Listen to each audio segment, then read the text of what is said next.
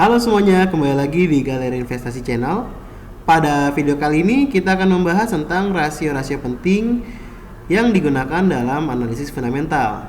Nah, rasio penting ini biasanya digunakan oleh para fundamentalis dalam memilih saham. Nah, rasio apakah yang penting itu? Yuk kita simak aja videonya. Nah, rasio-rasio ini dibagi dalam 6 kelompok atau 6 indikator penting. Yang pertama adalah EPS atau earning per share, yang kedua adalah PER atau price earning ratio, yang ketiga adalah PBV atau price to book value, yang keempat adalah ROE atau return on equity, yang kelima adalah debt to equity ratio atau DER, dan yang terakhir adalah DY atau dividend yield. Nah, kita langsung aja yang ke pertama, yaitu adalah earning per share atau biasa disebut dengan laba bersih per saham. Nah, misalnya kalian menemukan sebuah perusahaan dengan EPS sebesar Rp100. Artinya, setiap lembar saham menghasilkan laba bersih sebanyak Rp100. Nah, EPS yang selalu bertumbuh artinya perusahaan bertumbuh dengan baik. Kemungkinan besar penjualan dan labanya juga naik. Sebaliknya, jika EPS turun menunjukkan penurunan penjualan dan laba. Nah, kalian kalau ingin memilih saham, pastikan adalah earning per share-nya memiliki earning per share yang bertumbuh. Mari kita lihat contoh dari pertumbuhan EPS dan harga saham dari perusahaan Bumi Serpong Damai Tbk atau BSDE.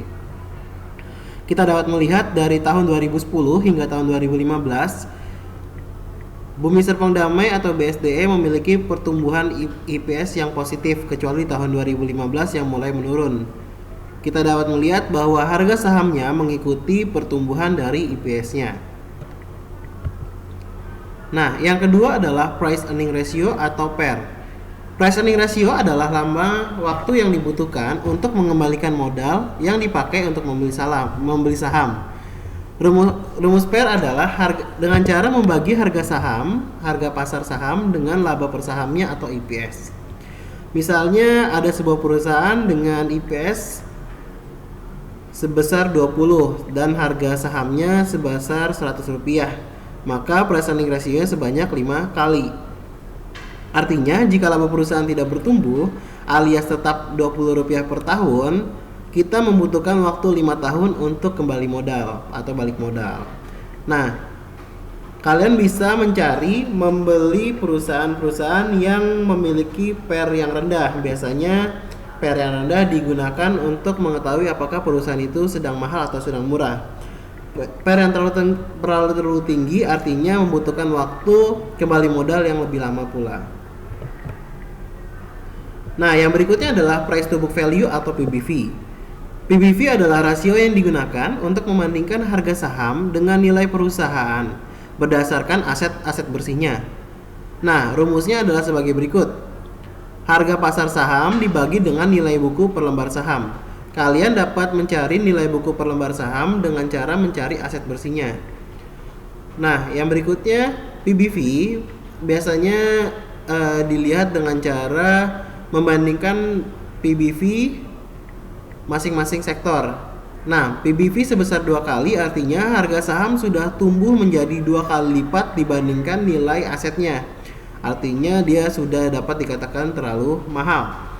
Nah, biasanya untuk investor mencari saham yang PBV-nya di bawah nilai harga sahamnya.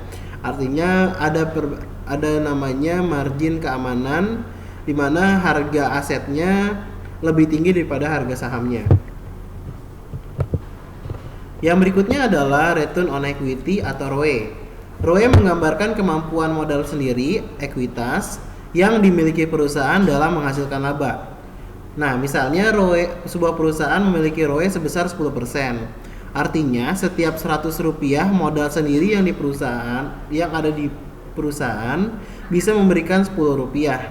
Kita dapat menggunakan ROE dengan membandingkan dengan perusahaan sejenis dalam satu industri yang sama.